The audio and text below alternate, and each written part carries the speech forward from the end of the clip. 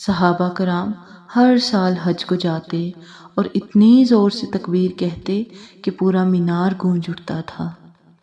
مردوں کے لیے بلند آواز میں تکبیر کہنا فرض ہے، اور عورتوں کے لیے اگر ان کے گھر میں کوئی غیر محرم نہ ہو تو وہ بھی بلند آواز میں تکبیر کہہ سکتی ہیں۔ حضور صلی اللہ علیہ وآلہ وسلم نے ارشاد فرمایا کہ ذوالحجہ کے 9 دن کا روزہ پہلے 1 سال اور اگلے 1 سال کا کفارہ بنے گا۔ ذوالحجہ کی بڑی فضیلت ہے۔ اللہ ہر انسان کو حج کرنے کی توفیق عطا فرمائے اور مدینہ اور مکہ مکرمہ کا دیدار کرا دے۔ آمین یا الہی ثم آمین۔ اور اس بابرکت مہینے میں ہمیں اپنے گناہ بخشوانے کی توفیق عطا فرما دے اور ہمیں اپنے نیک و صالح بندوں میں شامل کر دے۔ الہی آمین ثم آمین۔